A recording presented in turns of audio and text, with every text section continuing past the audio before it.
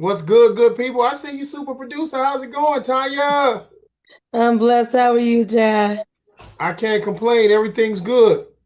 Good, Will, good to hear that. what's going on? Will, what's going on, good buddy? Nothing much. What's happening, my man? What's happening? How you doing, Tanya? I'm blessed. How Same are thing. you? JB, You got you're on Uh-oh. on the mute. Superman shirt today. You're on Mute. mute, JB. JB, you on mute. You on mute. There you go. You still on Nope. mute. Hit it again. Hit it again. Unmute, Jay. There you There go. you go. we see you. Trying to pull out the stops tonight, I see. Most definitely. Hey, does anybody ever feel like they're in the Brady Bunch when this come on and the window be popping up? As long as you don't start singing the youngest one in curls, we all right. Please don't sing. Yes, sir. Yes, sir. So what's good, man? What we got to talk about tonight? Man, it's Tuesday, so you already know, man. The door is open. Tuesday. Door is open. We just want to start out real quick for everybody out there tuning in. We are waiting on our guest. He had a prior engagement, but still said he's in communication with us, and we are just waiting for him to join us later on in the show. So we're just going to flip things a little bit. We're going to get it started. First and foremost, though, I would like to go back to last week's guest, and I'd like to take a shot. Shout out to my man, Ricky Pierce. Most definitely. Here's his basketball card. He sent me. I bought the AccuShot. As you see, it's got the pads on it. So product placement, like Ricky said, it's 100% legit. Just like he said, my kids will be using this. My son, D1 son, will be using this because we want to get everybody right. So again, shout out to Ricky Pierce. Get that AccuShot. That's what's up. AccuShot22.com. Again, shout out to Ricky Pierce. Much love. That's what's up. I just got a message. Our guest is in the building. Can you bring him in? He's in the building. He's in the building.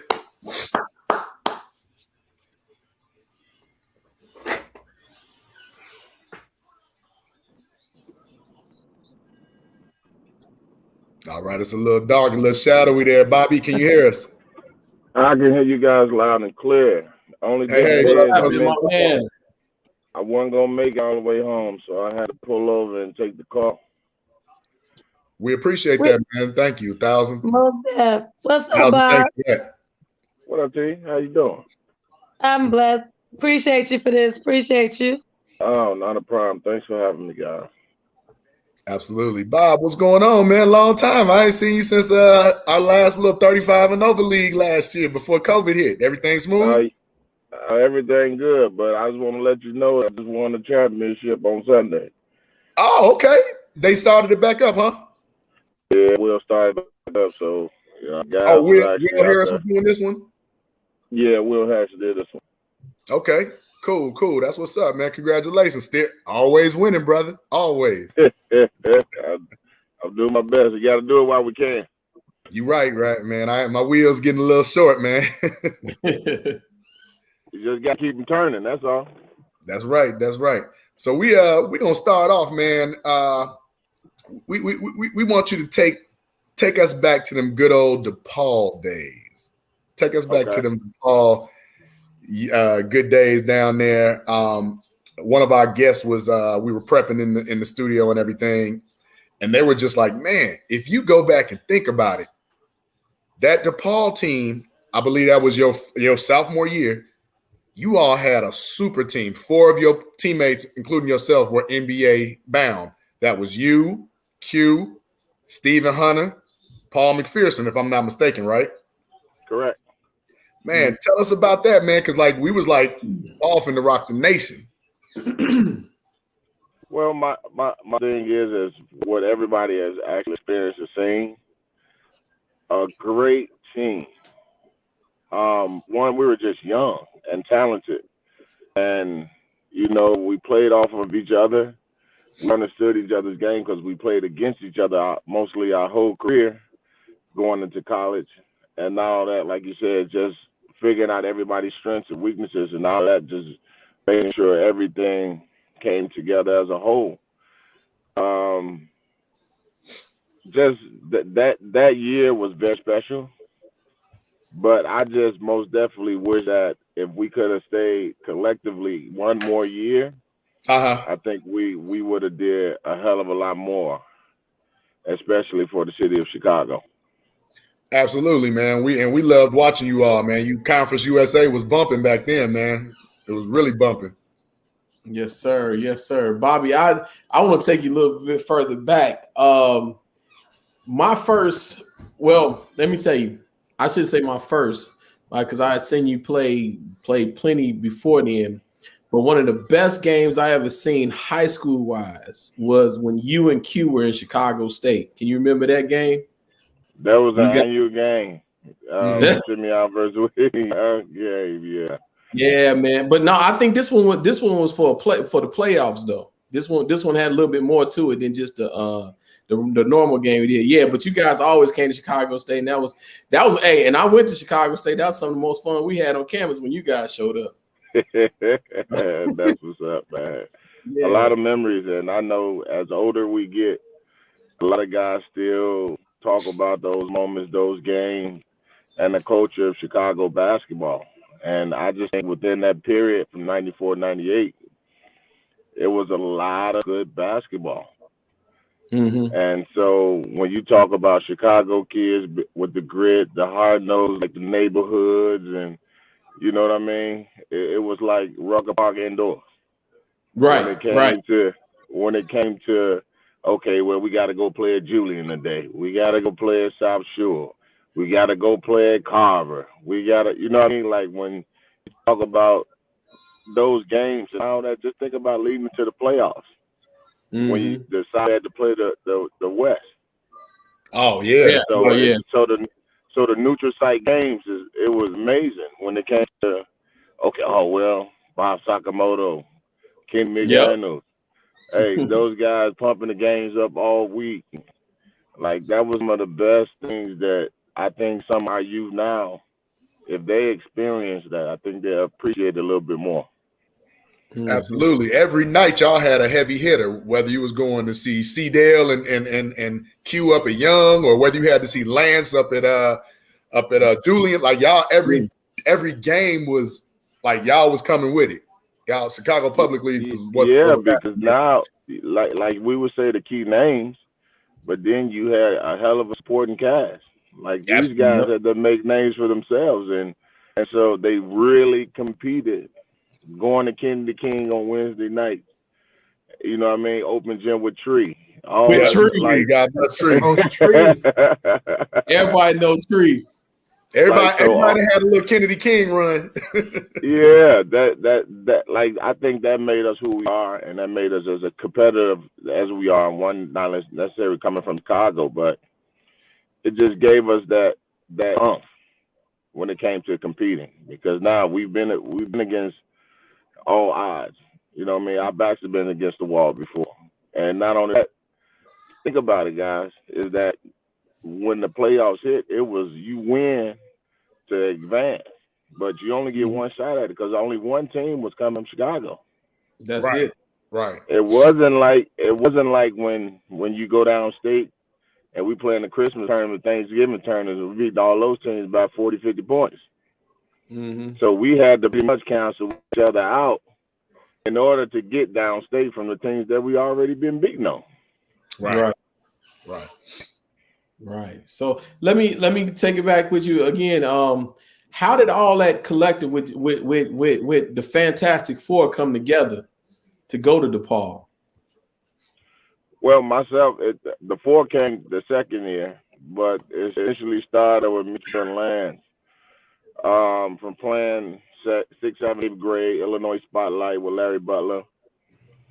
We all played together because I think he was like one of the best AAU programs at that time.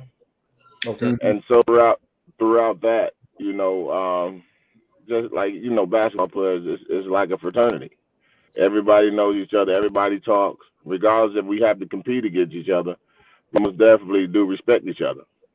Mm-hmm. So it came to our senior year, and I can remember playing down in Florida, Tracy Dildy at every single game.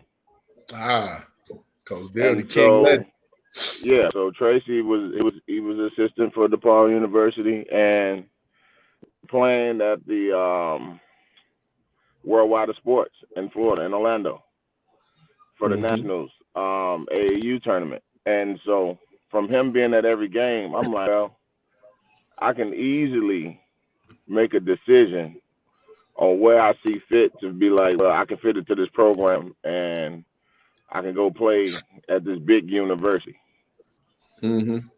And so it came down to like 4 schools for myself. It was Florida, it was Syracuse for Boeheim. I love John Thompson, so I was a Georgetown Hoya fan. And then I just thought about it. I was like, well, what are the options if I stay home? Jimmy Collins didn't get the head coaching job at Illinois because now, a lot of Simeon guys actually went to Illinois. Right. If you know the history. So, and it was like, I'm going to give it a shot. So Lance commits first. Lance calls me because I'm still on the ropes about where I want to go. Mm-hmm. So now I'm like, well, Lance calls me, Bob, come on. You know how Lance talk. Come on, G. Hey, I need you. I need you to come with me. Come on, we can change this thing. And not only that, think about it. We going in with no expectations because they only won 3 games. Right.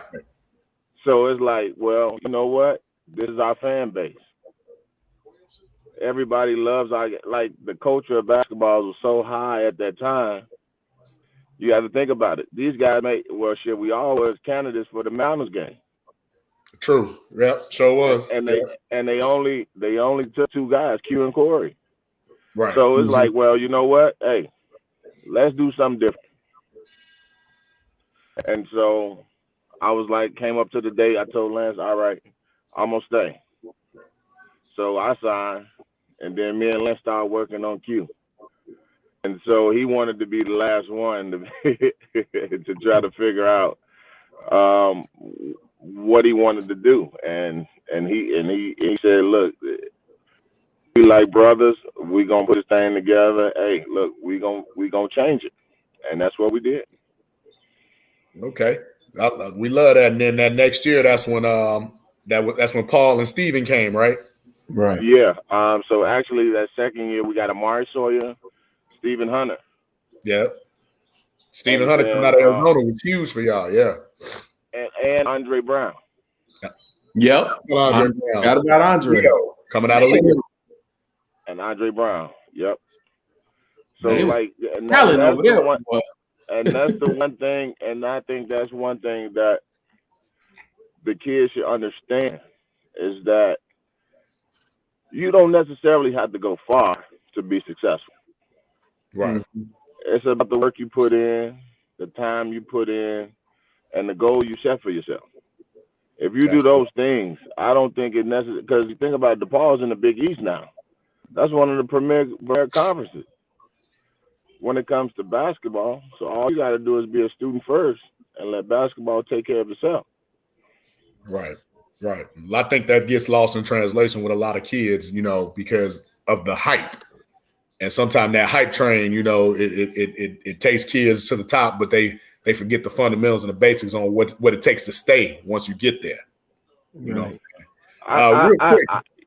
You know what? I agree with that, because now everything is based on the coaches, the big coaches, this, that, and the other. Pat Kennedy wasn't a big coach. People consider him to be a hell of a recruiter. It's all about what you can get kids to buy into. If they buy into you and they believe what you're telling them and you hold your word as bond, there's no limit when it comes to that. I'll run through the wall for you because this is what you told me. Fact, now, right. Don't tell me something, then go total 360 on me, because now it's not going to work, because now you're going to be in shambles. Yep, you done broke that trust from jump. You done broke the trust. And not only that, any coach that comes to Chicago, you have to earn the trust of the kids. Yeah, and that was one of the hardest things we remember. We can take y'all back to your alma mater. to way back in the 80s with Aguirre, you know what I'm saying, and that Terry group, Cummins. Terry Cummins, you know, Tip Dillard, you know, like Chicago, for whatever reason, you know, we'll kill, but we don't ever migrate to the same. Like we don't stay home a lot, you know, and that's just to allude what you said. You know, you got to be able to trust and have Chicago trust before you can recruit Chicago like that. That's a great point, Bobby. Great point. Because we already know, because these coaches are going to give you their kids that they have that bond with. One, their job is to protect them. Because if they don't have, I mean, like mom and dad in the household, grandma was the caretaker. You know what I mean? Grandma don't understand, so she's going to instill and she's going to hold you accountable for taking care of this kid. There you go. Absolutely. And not only, even for myself, I had a father and a mother, but my coaches really like put the foot to the fire. Hey, look, no, get your ass up early, get here, put your work in, get your grades. Now they do check your grade and all that to make sure you're doing what you're supposed to do. So that when you get to the next level, you already are responsible. That is the main thing, is that holding them responsible and accountable for their actions. That's what holds kids back. Yep, and I think that needs to be really, really from ground zero. That needs to be really sought after and taught more so. Because like you said, man, you know, going through AAU and your summer leagues, you might have 3-4 different coaches, man. We don't know who's doing what, you know. But correct. You know, you get that one that trust. Like I said, that's huge. Chicago, like you said, we'll go through a brick wall for you as long as that trust is there. Real quick, Bob, I have somebody that wants to pop in real quick and say what's up to you. Our producer, can we bring her in? There she is. You know this lady, Bobby? Yes, I do. What up, to you? I'm saying, hey, man. Now, bro, I couldn't have the fellas ask you this because I didn't want it to seem kind of odd, and I know you're sitting in your car. We want to see you. I want to see you. The fans want to see you. Can you turn the light on inside the car for me? Oh, what type of lighting they got in here? I'm trying to find the right angle. Yeah. You might, there you go, Bob. We see you. There you go. We see you. All right. So everybody Chicago know the voice. I was gonna say, do I have to come down to society to see? Do I have to do that to see you? No. Well, listen. You can come to Society whenever you want to. Not a problem. You know, I got you. Much love, babe. Much love. Once it started raining, all this traffic, y'all know Chicago traffic, so I had to go ahead and pull over. I wouldn't Nope. See, as we talk about accountability, I ain't want to be late. So I said, you know what? I said, let me pull over to make sure I'm on time. Okay, because I'm sure texting you like, okay, you ready? Yeah. You know, is that light better? You know, yes. Yes. Look Thank you. Okay. There you go. You good. Tanya was gonna get on you if you was late. You know that. Oh yeah, she would have came down there and seen me, come tapping me on my shoulder while I'm sitting down. Hey, I need to talk. But in a polite way. You know, I got you, boo. I got you. Thank you. You see, we had to, man. We ain't want no smoke. Right. We ain't want those. Right. We ain't want none of that act. We ain't want none of that act. Cause you know them girls from Simeon, they kind of tough. Y'all know that. I agree. Hey, I'd rather have them fight with me than against. Right, there you go. So, Bobby, let me ask you another question. How do you think the culture of basketball in Chicago, especially high school basketball, is now compared to back in the days when you were in Simeon in high school? Great question, Will. Well, I would start with saying I think the culture of basketball has transitioned a little bit, because I think when I was in high school, it was a lot more structure. A lot of coaches were more old school, do it my way, opposed to the kids having a lot of talent now. Pretty much dictates how the offense, or you know what I mean, the plays, and not only that, they basically build around the kids now. Mm-hmm. More so, and give them a little freelance. Like we had a little freelance, but it was structured. Mm-hmm. So like, if you're gonna break the play, you better make the shot. Right. Hey, if you don't make the shot, oh, so hurry your ass out the game. It's like, come on, right here. I got little thing. Right here, right next to me. Right. And so when it comes to that, I think that the kids need to understand that it's bigger than just the right now. Mm-hmm. Like we're told to plan ahead, but some kids don't really. From some of the kids that I've seen play, they're not really being taught fundamentals when it comes to the game of basketball. So those things. You came after and one. I came out there and won. You came after and one. And one ruined the game because it just made everybody's just. It was freestyle at that point. No, And then, but no. You know what? I was in that era of and one because our first jerseys were and one at the park. And one? Yeah, we had and one jerseys at the park. Big so shorts? not only that, with the big shorts? Oh, the extra bag uniforms. Hey, they was nice. My jersey's so nice, I had to get an exercise frame to even put it in.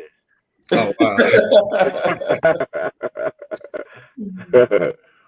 But now, I think that the kids don't skill set. I don't think skill set and the fundamentals of basketball is really being taught for kids to actually transition through college, but they just got to be a hell of a talent in order to succeed. Right.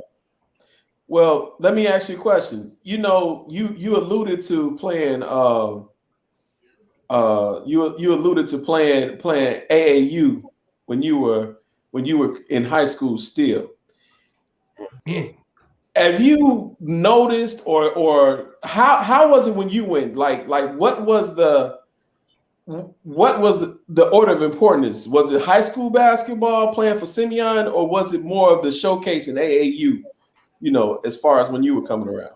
Well, that's funny you say that. So I played AAU basketball up to my freshman year, and I didn't play again until my sophomore junior year that summer, because Bob Hamrick always kept us in the gym.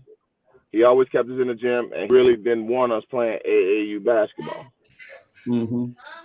So it was almost as if like, okay, well, this is what we're supposed to do.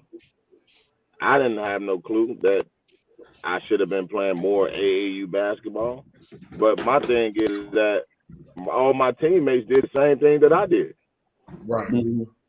Up until like our junior year, when some guys wasn't getting a whole lot of looks, I was like, hey, we're gonna play with the Chicago Ferrari.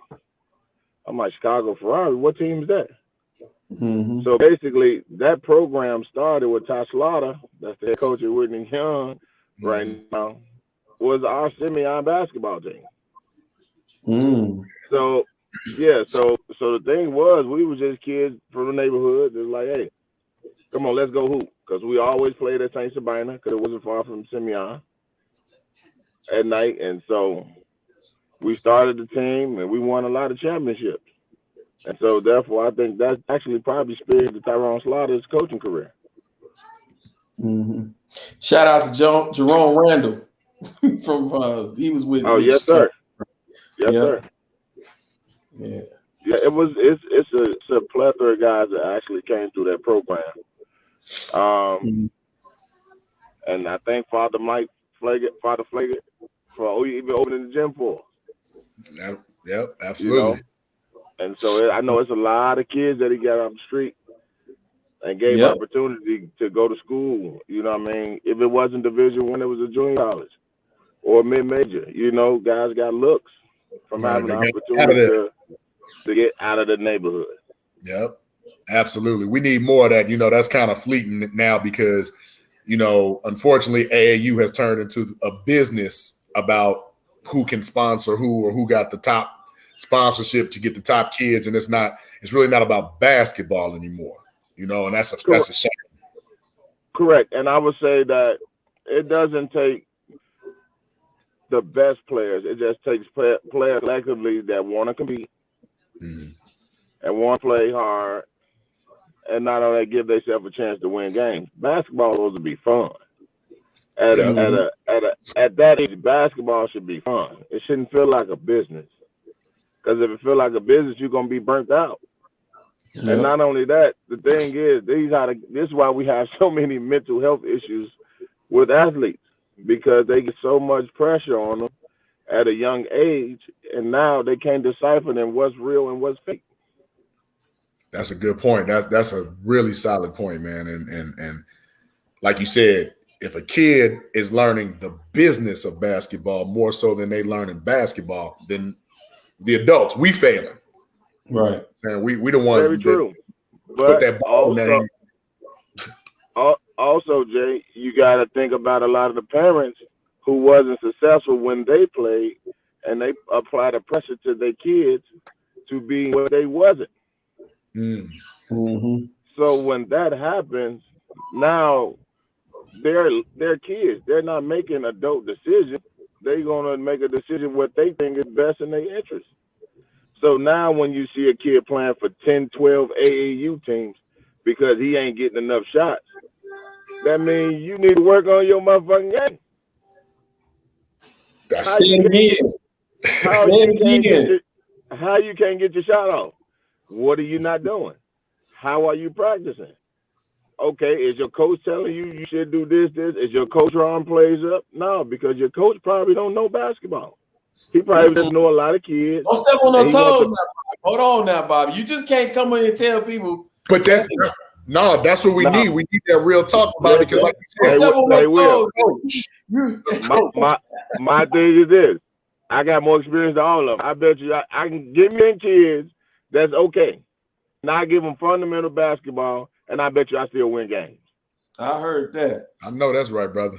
I heard that. And we need more. As they say, this month spitting. Yeah,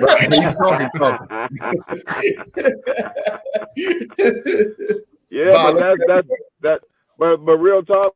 I've been around a little while. I've watched a lot of AAU basketball. A lot of coaches just want the best players. That's all. I don't understand how you call yourself a coach if you can only win with the best players. You can't call yourself a coach. I coach, and the challenge for me coaching is teaching a kid and teaching the whole team to be the better team. That's the challenge for me. Because my thing is, you're not going to be the best player on every single team that you be on. So mentally, how do you make those adjustments when you got to go set the screen or you got to be the defensive guy? Okay, well, hey, you might be the guy that just, pump everybody up. You might be that dude. Because there's a lot of them in the NBA that I'm sure can get guys 40 points. Glue in a guys. Regular game, in the pickup game, a pickup game at the park, they giving guys 40. But he a scrub. He don't even get off the bench. What are you watching? How did he get there? Right. In the NBA, it's 450 of the best players in the world. That is an elite group out of millions of people that play basketball. Mm-hmm. So how you gonna say he's a scrub because he don't play? But that's just pure ignorance. But they don't know. They don't know. They only going off of what they see. Right. So when they only see that, therefore that's like imitation. The same moves they watch guys do in the NBA, they try to do it in the game. It's funny you say that, because you the second person from the league that's been on this show that has said that the 12th person on the NBA team will whoop the average good guy up from the streets. Oh yeah. If y'all recall IIT basketball. Oh, that was Ron. Listen, I'm throwing it out there. So if you recall IIT basketball, guys that played on Randy Brown, guys that didn't, listen, we'll give you 40. Randy was giving people business in the IIT, and Dan would go and Dan would leave IIT and go out to the new 50-yard line afterwards. Yeah, but what I'm saying is, like, you know, when we look at it from that perspective, Randy had a role on the team. Yep. He played with Michael Jordan. You think Randy gonna get more shots than Michael Jordan? Mm-mm. If you did, you so. Yeah, but at the end of the day, Randy is a champion. He did his job, and he got the reward for all the hard work that he put in. That's what it takes. Absolutely. Tell us. You gave me a great segue. Tell us a little bit about how you felt about the NBA during your career, and then the comparisons to now. Because as we evolve, we know that the game changes. But a game, because I know you, so a game similar to yours transcends from back then and now. So, like, how do you feel about it? Because, like I said, you went from, taking your bumps and your lumps to finally getting in your groove and your niche and getting it going. I got to give you props for your most improved player. You know what I'm saying? You was part of the game, man. You was doing it. That's my championship, Jay. That's what I'm going to tell everybody. That's my championship. Personally, I work my ass off to get that. My man. And so now you got to think about it. Not being a guy that come in as a top tier, first rounder, this, that, and the other. You got to work, and it takes a lot of work when it comes to the fact that you have to find your niche. But as I tell everybody, be ready when the opportunity presents itself. Mm-hmm. So it's all about timing with everything. So, like, just saying, for instance, if you apply for a job, you might be like, well, I want this job, but I see a better job. I want a better job. I want better. I want more. I want more. You're going to apply yourself to get more. That's Absolutely. the only way to excel in anything in life. So, for being a basketball player, I say that transition right there is a lot of the stories that I share with our youth. Is that it ain't always going to be pretty. It's not always going to be easy. But one thing I can say is, if you apply yourself, if you work at it, you will overcome the obstacles of the notion of people be like, listen, he can't do this. Since when? We've been taught this shit since we were kids. Yep. Can't nobody tell me I can't do nothing. So if I can't do it, I'm going to go work on it. Mm-hmm. So now, from that point, winning most improved and being a somewhat journeyman, because not only that, I had played on what that was my second team with the Clippers. The Clippers, right? Because I was drafted to the Wizards. Yeah, yep. I was drafted to the Wizards. But then again, like you said, I was fortunate to have a coach that played basketball. So now, Mike Dunleavy saw something in me that he was like, wait, we brought him in to be the defensive guy behind Kerry Kittles. You recall that? I do. Definitely. Kerry Kittles got traded from Jersey to the Clippers. And just so happened that when the season got ready to start, we in training camp, he had to have back surgery. So think about it. When I talk about opportunity, if I didn't work my ass off and I wasn't prepared, because I was like, I don't give a fuck who in front of me. I'm destroying niggas every day because I deserve it. And so just so happened,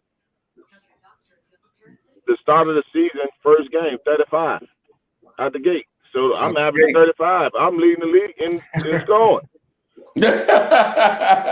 And so I'm shooting. I think I should have 14 to 15 the first game. But now the thing is this: mentally, when it comes to how you prepare yourself for opportunities, you got to be strong. Mm-hmm. And so when you talk about that, I can do this. Because I know I prepared myself for this. This is the reason why, okay, I'm going to get the people what they want. That's what I always say. And so Mike Dunleavy said, hey, Bobby, we need you to start. Are you ready? Ready? Shit, I've been ready. Yeah, I done watched that's what I'm here for. Yeah, I done been ready. I've been waiting on my turn a long time because I had played in the D League. I done played in a lot of places, Right. and I was pissed. I was destroying everybody. I'm like, man, listen, can't none of these dudes got me. I don't give a fuck who you go get. I'm pushing the big guys up, and I'm posting little guys. I'm posting everybody up. If not, I'm gonna go outside. I'm gonna shoot that thing like a know-how. Absolutely. So that part of it. But then not only that, also throughout my career, I've learned a lot about the business of basketball as well. Okay. Because now winning most improved, going to Milwaukee. First year we make the playoffs. Second year I missed the second season. You had got hurt. Right? I actually, JB, I didn't even get hurt. It just so happens that we're in preseason, and for whatever reason, I experienced the year prior the plantar fasciitis shit. So you remember when everybody had plantar fasciitis? Mm-hmm. I experienced that. So I was still dealing with that going into preseason. And so it was like, something's not right. Oh, wow. I'm not right. Like, I played basketball in my life to know, like, something ain't right. So I constantly get it checked out. Ended up having to have surgery. But having surgery right when the season get ready to start, so I'm out 8-9 months. Right. And that's what I was like, man, what happened? Yeah, everybody says that. Like, what happened? He got hurt. No, I did get hurt. But this is the business of basketball. Now, going into my third year on a 5-year deal, now I haven't played a season. The coach that I played for, Terry Stotts, get fired. Do you guys recall that? I do. So now they bring in Larry Kristoviak. Larry Kristoviak was the coach at Utah University. Yep. Former player too. So I'm like, wait a minute. Okay. So this is what I talk about the business of basketball. Once the season started that third year, they already had brought in Desmond Mason thinking that I wasn't going to be ready to play. And so got to training camp, everything. Running, weights, everything. I'm going crazy because I got in shape in like 6-7 weeks from not being able to play in 9 months. But how a guy a fresh foot surgery get to practice and kicks everybody's ass? But now you promised this guy that he was going to start, not thinking that I was going to be ready to play. Right. Wow. So when it comes to that, now you got to think about, look, okay, what's your plan? So and the business of basketball is we're all men because we get paid to do this. This is our livelihood. He tells me, bear with you. No, you need to make a motherfucking decision. What you gonna do? Because now, since when do a person get hurt? If Allen Iverson said, I'm not practicing today, you think he ain't gonna start the next game? We didn't see that televised. I got you. We ain't talking about practice. No, not the game. We talking about practice. But Here you go. So now the thing was that now you want me to split minutes when I'm one of the highest paid players on the team. Me and Mike Red. And if I'm not mistaken, Desmond Mason coming from Seattle, like dunk contest Desmond Mason, right? Correct. Okay. So my thing is do you want points on the board or what the fuck do you want me to do? How you want me to do this? How can we make this work for each other? He couldn't figure it out. So that's how I ended up in New Jersey. Me and Gian Leon, we went to Jersey and the trade to Jersey. So that's how I ended up in Jersey. And then playing with Vince and Devin and Tony Battie and all these guys with Lawrence Frank. So we get there. Great time. First year, second year, Lawrence Frank get fired. Now it's my contract year. So, so as we talk about be humble and understand situations, I said, listen, okay, I know what to do. I opened my first business. I opened Success in 2008. So I started planning ahead of time of things that I was interested in while I was playing. Brilliant. So now we go into smooth, super smooth. So now we go into the season. Lawrence Frank get fired. Tony Barese was the interim coach. He fired. Kiki Vandeweghe is the general manager. He comes down coach. So now we had 3 coaches and 2 general managers in the same season. So when Jay-Z said, oh, we can go for 0 for 82, I was on that fucking team. Oh, wow. So when it comes to that, now think about it. 3 coaches, 2 GMs, and they sold the team to the Russian guy in the middle of the year. Kovalov or whatever his name is, right? Whatever his name is. Yeah. But I'm saying, like, so now y'all trying to tank the season to get high draft picks. Who the fuck does that? So from that standpoint, this is the reason why I talk to all the young guys. I say, hey, this shit is a business. You are a brand. Maximize the platform while you fucking have it. Absolutely. If you can't do that, then you're cheating yourself. Yeah. You're doing yourself a disservice, because now the thing is that the business is going to come right. If you don't take advantage of it, it's going to come right behind you. A nigga come take your spot. There's 60 picks every year. Facts. And there's only 450 slots. Ain't nobody got time to be looking over their back every draft either. Yeah, but the thing is, you got to do your motherfucking job. You got to do your job so you don't have to. Yeah. Exactly. If you can't do your job, somebody else going to come do it for you. Or they going to try to figure out how to find somebody to do it for you. Man, so real quick, Bobby, you kind of hit on it, man. We need to know what you're doing now. What's going on? How many? I heard you got a lot of irons in the fire right now, so we need to hit all. So well, we can support. I got a lot. Actually, I sit on the board for the Black Coalition for Housing. We trying to get more Black families to have ownership in our neighborhoods and our communities before they be gentrified. As well as I'm a career counselor for the NBA Association. So I work with all 450 players on a day-to-day basis, pre-post career, transition, just to figure out exactly things that they're interested in while they're playing, so that we can not have so many horror stories of guys being broke. Because now the thing is we see that once guys get information and they take heed to it, that they make better decisions opposed to waiting until they're done and depending on people to give them information, when all they're doing is just sucking money out of them, having them invested in bad deals, understanding, knowing how to read a contract when it comes to these type of deals, banking, finance. So Bobby, real quick, touch on that for me. Touch on that for me real quick, because I said touch on that for me real quick, because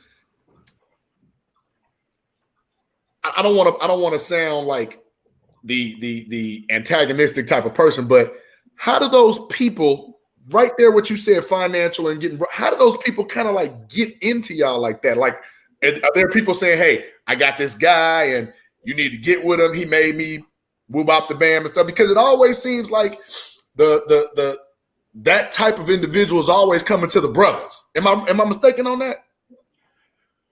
Well, I say yes and no, but my thing is this: financial literacy is not taught at an early age because they ain't never been rich before.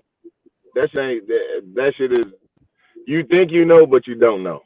It ain't like the money under the mattress that you can go and count and make sure it's all there. Right. Residual income is one thing. So now we try to teach and give guys as much information to where they feel comfortable to make those decisions for themselves. one, I don't give them financial advice. I can only talk from my experiences. Right. But so when we put them with job shadows, or if they have a mentor, these people don't want nothing from them. Okay.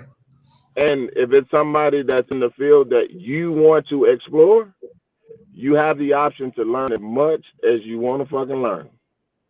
It's an open book. And so now I think before that wasn't being utilized. Because some guys probably thought that they knew it all, or they had their shit together, trusting their friends, trusting the wrong people to actually do investing or business deals and creating companies and all this other shit that they probably didn't know how to do it. But when you're the face, you're footing the bill. So a lot of that stuff falls on you because you're signing guarantees on loans and all these business deals, and people will sue your ass. Mm-hmm. So now it's your name and your money. It's your name and your money. So they get to run away scot-free because they don't have shit anyway. Right. So when it comes to that now, it's just, this is why I do this. I want guys to be successful, and I want them to understand the things that they want to do for themselves, even if it's foundations. Like, it's so many things that they do, or probably get brought to them on a day-to-day basis to where they have to understand before they answer. Mm-hmm. Bobby, for the most part, would you say players are receptive to your advice, financial literacy and things of that nature? Yes. The reason why, because I'm not too far removed, and like you said, me just personally just not want anything from them. I'm just telling them just off the cuff, hey, look, this is what I do. This is my shit. If y'all come to Chicago, I'll show you. I can show you better than I can tell you. Because now the thing is that they like, well, damn, how you do that? I can tell you how I did it. This is how I did it. These are the steps that I took. These are the classes that I took to understand that shit for myself. Classes? You took classes? Hey, Brother Will, when I stopped playing in 2012, I went back to school and I got my degree. That's what you're supposed to do. Amen. But what I'm saying is that's the reason why I'm a career counselor, because I had to obtain that degree first to even be one. Okay. Right. Secondly, these guys leave school after the second year. So if they leave after the first, second year, third year, very rarely, we have a lot of guys in the NBA that have degrees though. Right. But the ones that don't, we have an academic advisor that works with us. Mm. And so now guys can take those classes throughout their career in the summer, or you take online. It ain't like during the pandemic shit, y'all just play basketball if y'all practice. Right. This would have been the perfect time to knock those fucking classes out to try to get a degree in something that you possibly want to do at the end of your career. I'm glad you said that, man, because that's something else right there. You know, these guys need to further their education because, like you say, hey, now is we living in the era of one and done in college. You know, so what do you do? You know, after that, and I'm glad that there's people in place like yourself to help these brothers to make that transition because you can only do it so long. You know. The ball will be around forever, but you ain't gonna be around forever. So there it is. As we say, man, knock on wood, hopefully, because some of the best players in the game has had injuries unexpectedly. Mm-hmm. And so if that happens, we have no timetable on Father Time if that shit's gonna heal the right way the first time or the second time. Yep. That's deep. Bobby, we want to continue to let you know what's going on. I mean, let us know what you got going on. I want to introduce somebody else that you know that just had a great time at one of your projects, one of your establishments. T-Nick, come on and join us real quick. Mm-hmm. You know this guy too? Yeah, I know T. He had a good time, man. Yeah, he won't stop talking about a good time. You're on mute with your studio. Shut up, man. Come off of mute, Terrence. See, that nice studio equipment, man.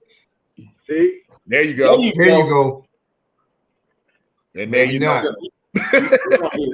You still don't hear. We can't hear you. Is it plugged up? You got them all messed up. He leaving.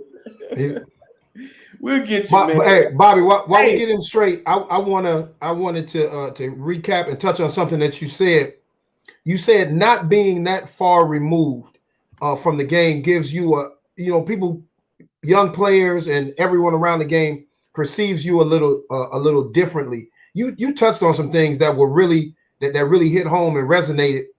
Being strong, be prepared for the opportunity, and knowing your role. Because there are so many options now, and in my experience, I've known that AAU and high school ball sometimes has had an adversarial relationship because it cultivates a climate where players don't necessarily have to play a role. If they feel like, hey, I'm not getting enough shots, like you said, they'll just join another team.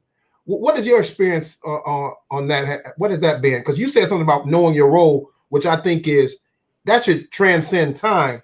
But that's kind of like an old school type of thought. Because players now, I'll join the Fire, or I'll join Old Gold, or I'll join, whoever's going to let me play. Well, I think that from that point, you always have to work on skill set that you need to work on.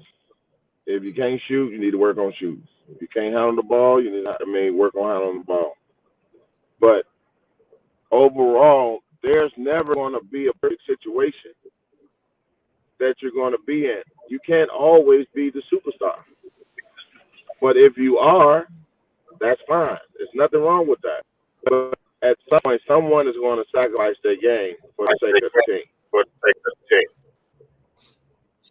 So when that happens, it's just a matter of picking your spot, understanding the culture of your team, and not only that, like having somebody to teach you guys the team concept. Because now the thing is, the best player gonna get trapped. I want you to be the best player, and I'm gonna get out shots. They gonna box and one you, they gonna trap you, they gonna do everything to you. But my job is to help me be successful. Right. Most definitely. T. Nick, we might be able to hear you now. I'm hearing a little feedback. You good? Yeah, man. Can you hear me now? Man. Yeah, we can hear you. I'm yelling. Okay, good. My man Bob. How you doing, man? I was backstage listening to you, man, and you know what? You have got to be one of the smartest dudes I know that has ever gone to the NBA. And I say that because you were planning for your life after the NBA while you was in the NBA. Correct. And I know a lot of basketball players, they say, well, man, this is all I know. So once they finish playing basketball or they get that nasty injury, like you were saying, then they like, damn, what I'm gonna do now? And then they go sell the insurance. Oh. But not only that, I think a lot of guys fall victim of depression. As we mentioned, mental health. When those type of incidents happen, a guy will sit there and Father Time is undefeated. He might sit there 2, 3, 4 years trying to figure it out. What I want to do. So now you're 4 years removed, and now it's almost like, well, if this is all you know, what other options do you have? Right. They're very slim because now you're too far removed from the game, actually. So not only that, how did you prepare yourself for that? So now you have to backtrack and got to start all over to get up to speed to what it is that you want to explore. So, Bobby, let me build a bridge real quick. Mental health and that depression piece. we see the glitz and glamour on the television, like, man, they got shoe deals, he rocking Jordan. We thinking everything all gravy, all love. But you've seen that person with the 7-figure salary that really ain't too happy. Then that 7 figures turn to 6, to 5, to 4, to 3. And now they calling you because now they don't know what to do, right? So financial literacy, do you feel we should start instituting that more so before you get to the pros? Maybe more so on an elementary school, maybe like junior high to high school level? Because that seems to be kind of linked with the depression and the mental health that you're speaking of because of the pressure in the politics. Well, I think it's the pressure of one, our community. Our community puts a lot of pressure on them. That's first. As well as when it comes to the financial literacy piece, I think the younger, the better. Because now, if you think about it, kids are coming across so many people that they see that they want to emulate that may have money, but may not know how to manage money. And so when it comes to that, now you just got to think about it. Okay, well, if I got $10, I'm going to spend $5. Okay, I'm going to save this $5. So if you save $5 every day, how much you gonna have at the end of the month? You know what I mean? Like those type of things that transitions when you get older. So now once you start paying bills, you have to be able to figure out, well, okay, I gotta put this aside because no, that's a sacrifice.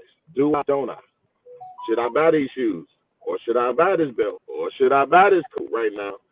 Because there are other things that are more important to be taken care of that I probably should be like, well, you know what? I can get it later. Right. But most definitely, the financial literacy piece, I think if we're going to talk about elementary school, should be a curriculum in our school system.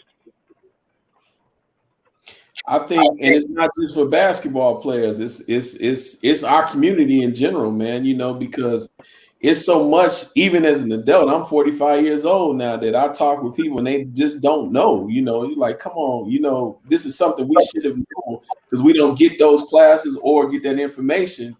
You know, as we're growing up, and that's just a problem that we have in our community. Then we look to see our counterparts, and they feel, you know, like, oh, that's what they taught them and things like that. You know, we don't get that, you know. So my pet peeve is always talking about, oh, the white man did it to us. Man, shut the fuck up. Yeah. So when it comes to that, this is a part of what I'm putting. Well, I'm like, I talk about the Black Coalition for Housing.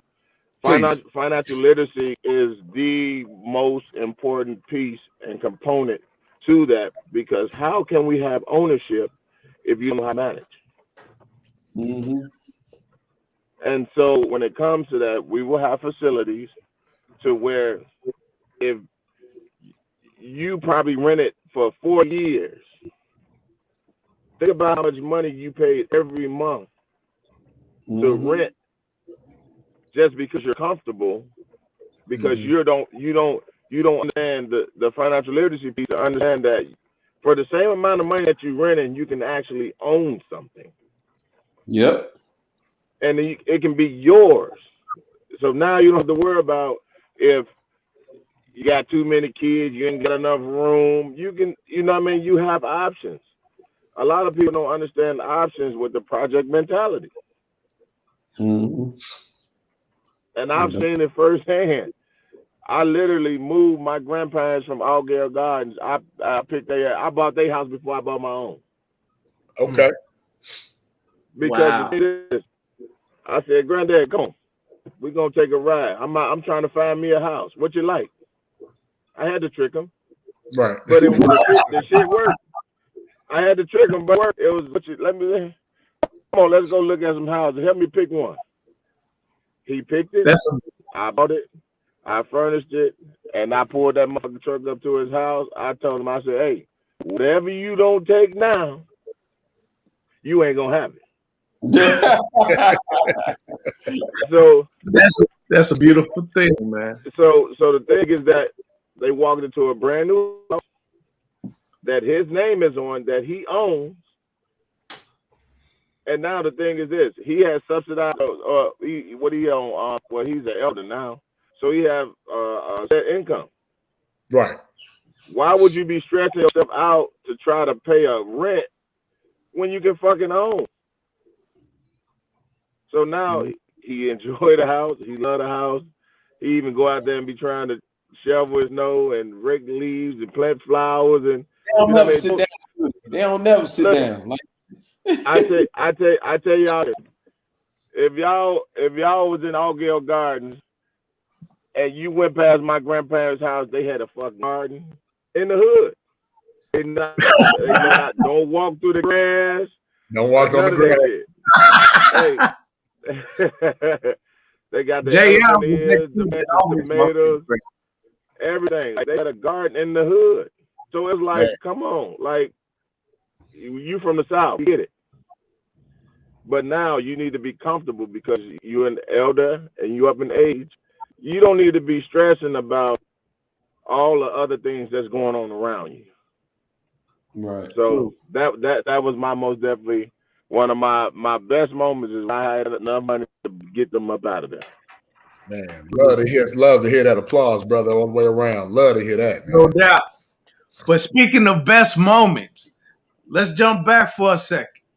What was your best moment in the NBA? Winning Most Improved Player award. Yeah, may he rest in peace, Elgin Baylor. I had the opportunity to have a lot of conversations with a Hall of Famer. Yes. Like my thing is, as a player, is that I always can take something from somebody that I can make my own. Information, knowledge is key, as we say, KOS. Knowledge is self. Yeah. We most definitely, listen, I can pick something from each and every one of you guys. And even Tanya, I know she on the phone. but I'm just saying, like, because now the thing is that how do you improve? You can't improve until you see something in somebody. You be like, well, listen, I watched Michael Jordan for the last 2-3 years of his career, and I made it my own. I'm working out with him every day. How the fuck I don't get better working out with the best? Right. How is that possible? Okay, well, Bobby, I'm gonna show you this. Shit, look, eyeballs wide open. You see, wide open. I want to know everything. What gets you up in the morning? What turns your wheels in your head? How you create that competitive notion you have? What are you thinking? Like, you know what I mean? Like, I want to know. I'm asking questions all the time. I played with Vince Carter. Like, I played against the best of the best. So the thing is, I guarded Kobe Bryant, and he was a student of the game. You get what I'm saying? So winning that Most Improved Player award, I beat out some top tier guys. Yep, you did to win that award. You did. And so when it comes to that, it's just like whew, about time. Shit, I've been busting my ass all these years, and now I get a reward for it. Right. So that and not only that, just the network of people that I had the opportunity to talk to sit next to have conversations. Like, you know, that's the best shit ever. Those are my best moments of the NBA. And those are the moments that go the most unheard because most people don't even cherish those moments. Like, I love hearing stuff like that, man. To be able to sit and pick a legend's brain, man, and just, like you said, take bits and pieces. Like, that's invaluable. That's invaluable, bro. Definitely. And you know what? I've never took that shit for granted. Never. I've never took it for granted. And not only that shit, yesterday hearing that Elgin pass, I teared up. I'm like, damn. Like, those conversations I can never have again. Mm-hmm. I can never have those conversations again. But it's like, I poured it where he poured into me as a young player that wanted to be great at the game. because he's a fucking Hall of Famer. I don't care how you look at it. He's a Hall of Famer. Yeah. Man, That's awesome, man. top tier, top tier. That's awesome. So before we talk about, I want to talk a little bit about society and the experience I had there. I told you he said it was great. It was awesome. But before I even get into that, you played with a lot of teams, man. So you played with a whole lot of people. Who do you think, and I kind of have an idea, who would you say was the best point guard you played with that fed you the ball in buckets? Who? You know what, T? I can't say the best. So what I will say is the one I had the most fun playing with. How about that? Okay. That's a good one. That was good. I was hoping you didn't walk down there and say the best. I think I know who you gonna say too. His last name got 4 letters in it. Who, Chris? No. Oh, Ford. Yeah, so my best one, I'm gonna say Sean Livingston. Okay. Because I had him as a rookie, and he was a fucking hell of a talent. And he's a multi-champion. True. Yeah. Okay. TJ Ford. That's relentless. That's who I was thinking. Y'all was like this. That's who I was thinking. Relentless. And he's the toughest small dude I ever seen in my life, and one of my best friends to this day. And if you guys didn't know, he's been paralyzed 5 times in his career. Oh. What? Oh. Y'all did not know that. No. So what I'm saying is this: he's been paralyzed 5 times in his career. You remember he got taken off the court in the straight? I remember right after the tournament, he fell, like hit his shoulder and his neck, right? Yeah. Yeah. 5 times in his career. And to this day, he's also, and this is what I'm saying, he's also an NBPA career counselor. Oh, okay. So he works alongside me. He got a degree from Texas, and not on that, we work as career counselors to talk to these guys, because that's a hell of a story. Because now that's out of your control. Absolutely. And this dude came and play and kept playing. I said, "You fucking crazy!" Ain't no fucking way. But he kept playing because he loved the game so much. But again, I play with CD, the last thing of the Live City. Like, you know what I mean? I played with some great point guards. A lot. You did. I played with a lot of guys. I played with Skip Jamalu. I played with if you consider Mo Williams as a combo guard. Oh, Mo Williams, yeah. No, Mo Williams. I played with Eric Bledsoe. I played Devin Harris. I played with a lot of guys. That's fucking all guys. When we played in Jersey.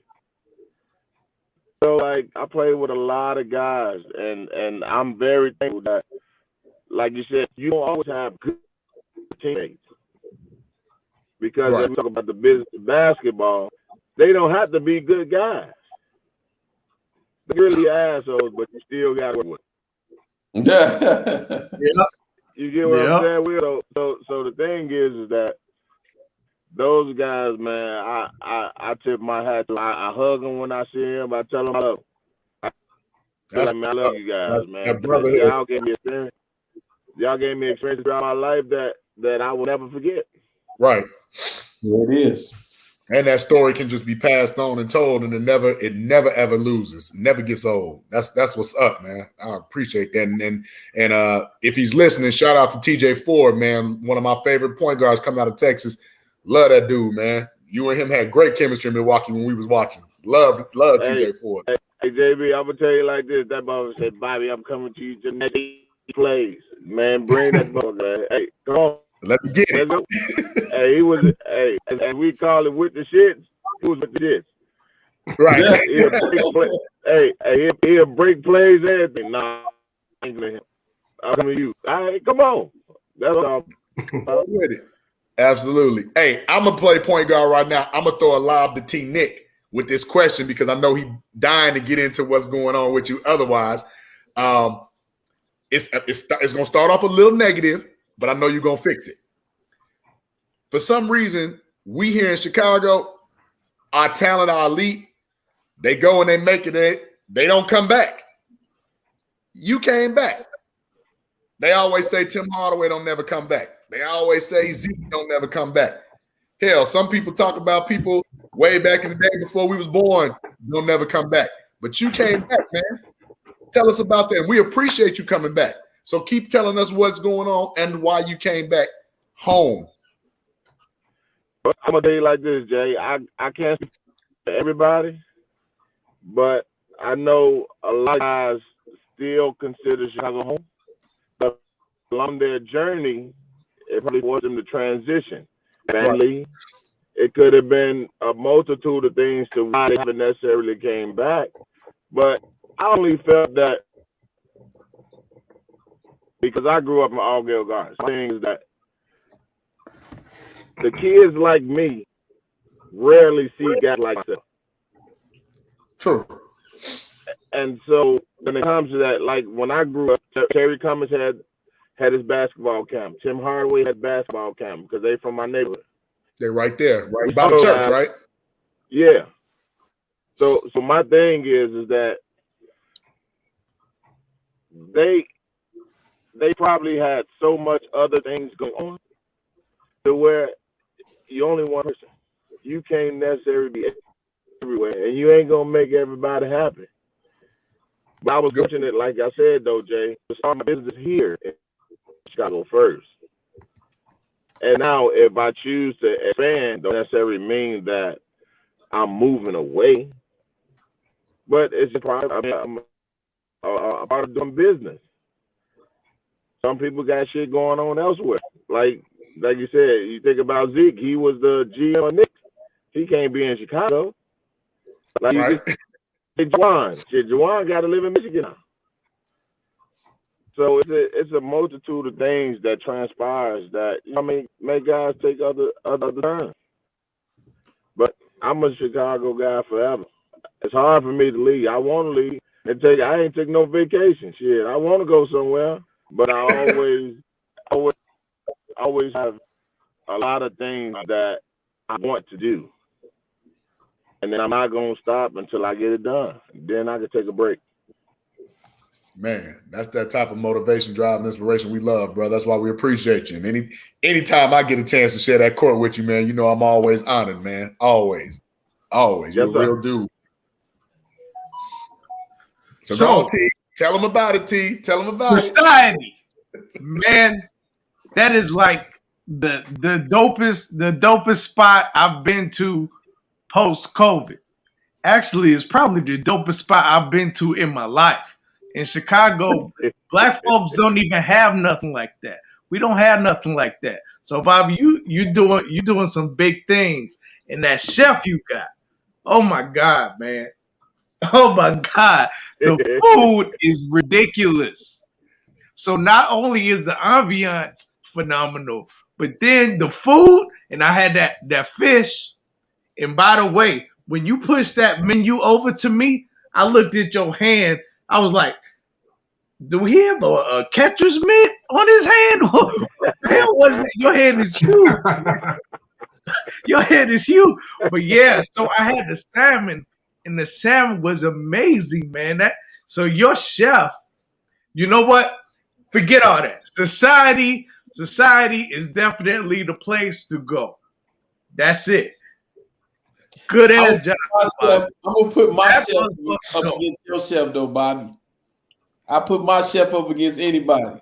My chef, John Irvin, right there. Jay Irvin. Speak on it, man. Tell man, that dude, John Irvin, is a fraud.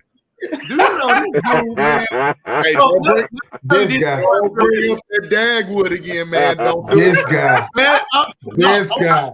I'm about to tell you. So I cooked shrimp Creole one night, right?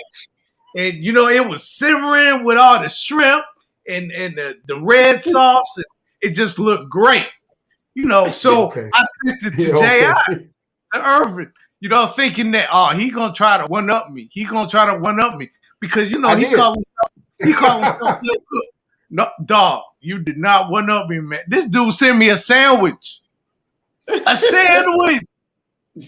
After I sent him this shrimp Creole. That's a $12 sandwich. But it's a Dagwood. It's a Dagwood, right? So that's just the king of all sandwiches. Man, get your ass out of here, man. Get your ass out of here with that shit. You know what? It sounds like I need to slide down to Society and see if I can, maybe pick up on some of the recipes and see what's going on. I definitely got to check that out. Absolutely. Bobby, what are you listen? I'm looking for a spot to go because I have been I've been in a COVID cave for real. Like the other day, we had a coaches meeting, and I was just talking. I said, "Do you realize this is the first socialization I've had since COVID?" It was crazy. I was in the outdoor football game, so I'm definitely gonna make it down there. You know what I'm saying? Yeah, Bobby, tell us. Can we see you? When's your hours of operations? You go unplug, man. Hey, so we open Thursday through Sunday from 5 p.m. to 12:30 midnight, after midnight. Okay. 5 to 12:30. Okay. 5 to 12:30, Thursday through Sunday. We have COVID restrictions that we need to tell our fans and guests about. Masks are most definitely required. We have all the hand sanitizer if it's needed. We do practice social distancing, but the good part about it is that we try to make sure that there's 8 to a table, but not only that, if we did have a party of more than 8, and we try to space the table so everybody has their own space and let the word out.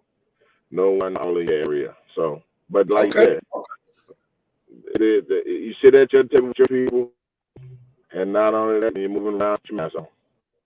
My man. So everybody, we already know Thursday nights, if you ain't doing that, right after work, come kick it with Bobby Simmons at Society. Get your happy hour on, get your salmon on, get your vibe on. It's a whole experience. What's the house special? What's the chef known for down there? What's the best meal? Hold on, wait a minute. Go ahead. No, I'm gonna say I don't think you have a special. It might be a special update, but like you said, the salmon, catfish, you got a bomb steak, a ribeye, you got shrimp pasta, Cajun shrimp pasta, and then not only that, just think about the egg rolls. Everyone loves the egg rolls. So we also will be. So once the weather break, we'll go back outdoors. We'll have outdoor seating as well, and then we normally start doing the brunches once we can do the outdoor seating on Sundays. Oh, brunch, okay, that's what's up. That's what's up right there. Yeah. I got to answer this question from our fans, Bobby. Robert Bobby Reed says, Simeon legend Bobby Simmons in the building. Ask Bobby how it feels to be a Simeon legend. You know, it feels great because I was fortunate to come in at a time where I was able to learn so much from the great Bob Hambrick. And throughout my career, it has really taught me a lot of lessons. I've learned from the lessons he taught me. I've learned so much. Like you said, I try to take bits and pieces. I didn't know how to play the post or back to the basket or how to have work ethic. As we talk about being the best player, I was the best player in elementary school. I won 2 districts and 2 state championships in elementary school. Mm-hmm. But going to high school, I had to learn, and a lot of people try to compare me to, like, I was wiry, kind of tall man. So he built like Ben Wilson. Oh, okay. But so when it came to that, Henry was like, no, I want to teach you other stuff a part of your game. I know you can shoot half the ball, you can do everything, but having playing with my back to the basket is something that really extended my career. And so, if you know, majority of guys that probably went to me, opposed to like Derrick Rose or if you think about Dion, you think about Nick, all those guys push up. So those type of times that I had the opportunity to learn to spend with them, it gave me a great career. It gave me a great career when it came to Simeon, and you consider it legendary. I'm still in the Hall of Fame for all of it, so I'm just happy to enjoy it while I'm here. They got you on the Mount Rushmore, brother, with Tim Bankston, Ben, Nick, and Derek. So you there, brother? You there? Tell Bobby I say I appreciate it. Will do. He listening right now, tuning in. Our super producer want to put you on the spot and ask if you're gonna play in the Simeon All-Star fundraiser this year. Oh, good question. As long as we don't have to worry about the COVID restrictions, because I want to make sure that everybody can come out and have a good time, I most definitely will be there. Sounds great. Now you got to hold your word to that, you know, because you told everybody you're gonna be there, so you probably sold a few extra tickets. The last time I was at the last game. I was at the last game. That's cool. So, well, that's all good, man. That's all good, man. You and that you're gonna play in that fundraiser. Man, a lot of people looking forward to it. Matter of fact, I know I'm gonna go. I ain't gonna play. Yeah, like if you think of all the Simeon talent that can play in that game, man. Oh my God, Jesus Christ! I'm paying for a ticket for that. That's oh my God, factory, man. Jeez, game right there, man. Factory. Bobby, man, thank you so much. Like I said, I know you on a personal level, man. I appreciate you, man. Appreciate everything you're doing with these kids, man, what you're doing back in the shop, man. I just had to show you that and show you so much love and appreciate for y'all coming on the podcast with us, man. Like I said, I got some people texting me, ask Bobby this, ask Bobby that. Man, Bobby will be around. We'll see Bobby. Check out his store, check out Society. Bobby gonna be around. Oh, most definitely. I'm around. You already know I'm around, Jay. Yes, sir. They're gonna get to Society. They'll check it out and see you then. Eat some of that good ass food. T, I know I'm gonna see you. I'm gonna give you your favorite table every time you come. Thanks, man. I appreciate it, bro. I appreciate it. That's a whole vibe right there, T. Yes, sir. Yes, sir. All right. But yeah, man. So, Bobby, we appreciate you taking the time to talk to us, man. And I know you were having dinner or on your way to dinner or something like that. But it's all good. I had to pull over because it started raining and I was in traffic, but I could make it to the house, sit in front of the computer, to where I could have got my good lighting going. I have my setup. You got the studio equipment and everything. I get my setup together. Well, hopefully we can have you come back, or maybe we could even do a location at Society one day. That would be dope. Let's work on it. That would be dope. Let's work. Yeah, let's definitely. We could probably put that together, but I don't know if we'll have everybody in it. People be walking past everything. It just look crazy. We'll figure it out. We'll figure it out though. But yeah, man, appreciate you, Bob. Right. Appreciate you for taking the time, man. We'll be in touch, bro. What's up? Fellas, y'all have a good one. Thank you. Have a good one, Bobby. Yep. Fellas, man. That was great. 2 weeks in a row, back-to-back bangers. Hey, good stuff, man. Way to hold it down, JB. Nick, that's what's up, man. I like that lighting, buddy. Hey, thanks, man. But I had the worst technical difficulties. I had the worst difficulties, man. Give me 2 seconds. I want to talk to the fellas real quick. Okay. We got a treasure right here in our backyard with Bobby Simmons, man, and we really need to start filtering because that man stood up here and told us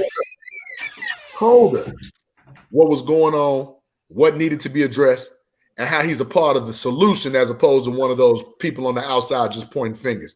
I got to give it up to that man. I got to, man. He definitely in the mix and in the game because too many of our people, family, friends, people we know, we get a little taste of that success and just like that, it's gone. And he in there trying to keep us successful as a community. That's got to be applauded, man. Most definitely. Most definitely. I got to support that brother any way possible. It's one thing to say it, but to actually do it and be seen and be a fixture in the community. Almost definitely. Nothing but love and respect for Bobby. Absolutely. That was inspirational to me, especially when he started talking about the financial literacy, the mental health, because those are two big problems running rampant in our community. It's not always just about can I rap, can I sing, can I dance, can I dunk a ball, catch a ball to get up out of here.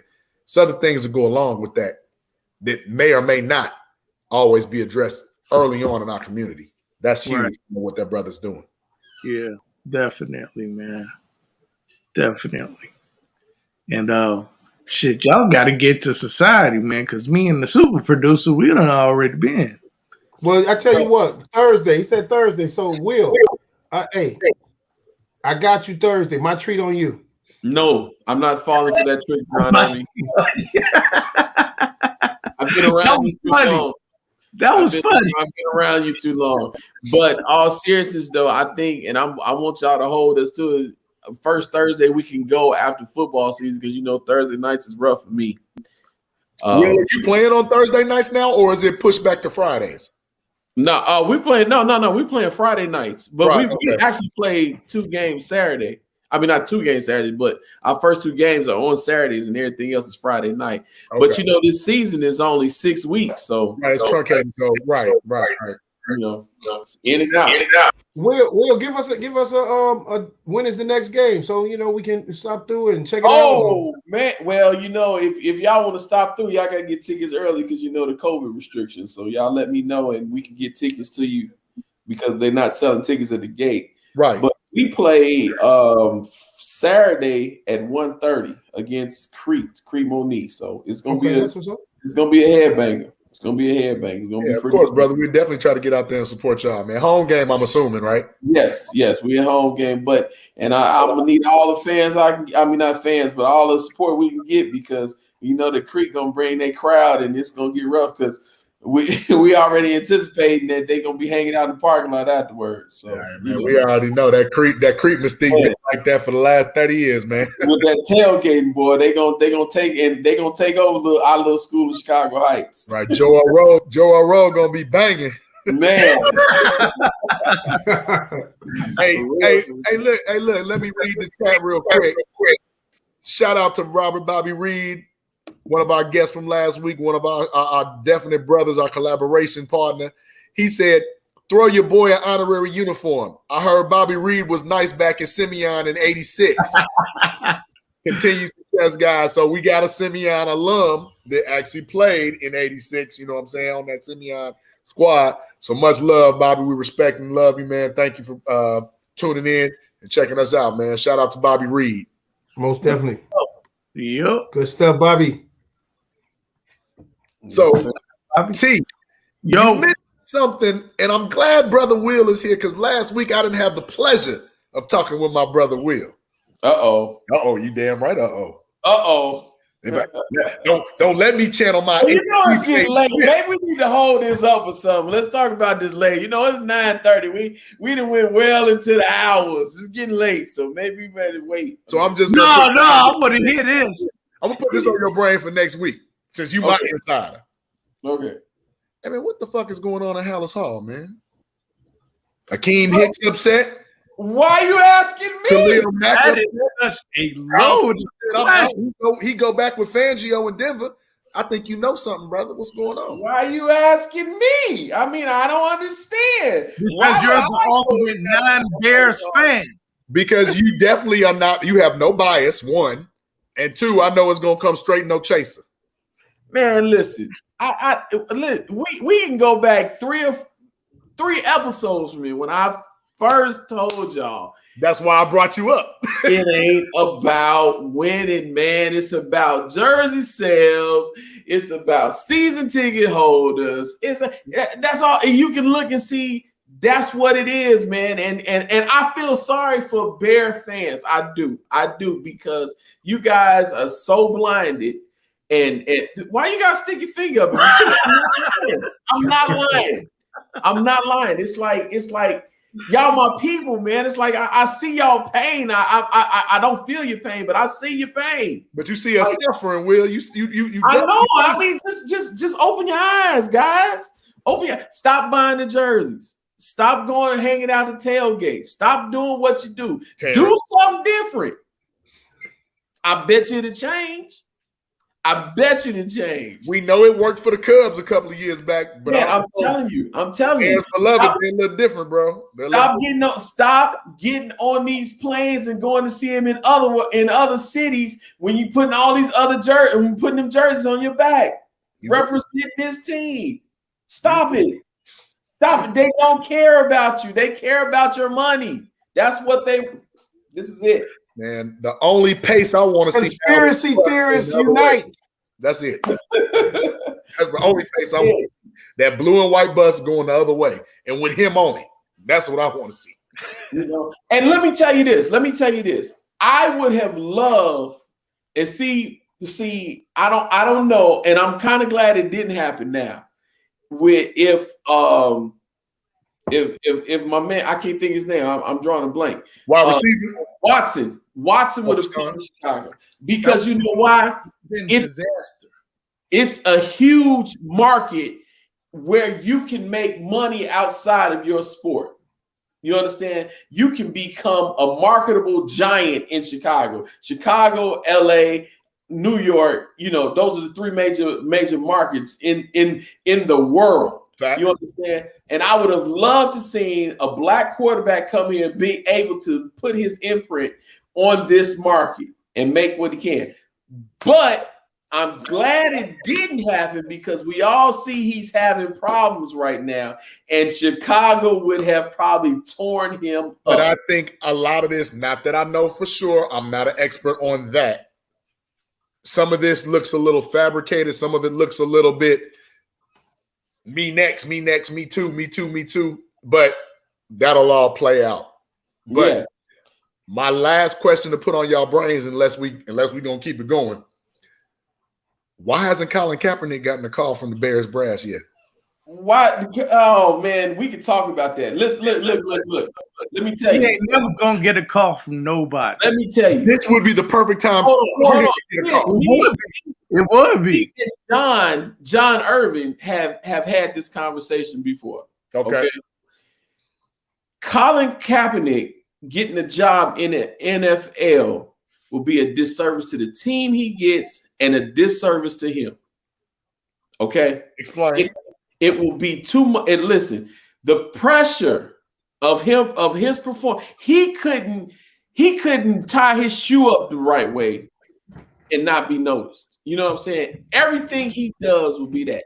And the truth of the matter is, if the NFL wants to champion his cause, you understand, and show love for Colin Kaepernick and what he's talking, give him a position of power of his cause. In other words, create something for him. Say, hey, we're creating this for you, and you will be ahead of it, and we'll champion it that way. That would be the service and the retribution for Colin Kaepernick. You understand? So you think that would be through the Shield or through the NFLPA? Well, I think it would have to be through the Shield, the Players Association.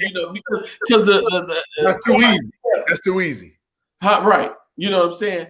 But the thing about it is, like, that would be the best thing for him. Because the truth of the matter is, Colin is I heard Cam Newton say this a couple of weeks ago on the podcast.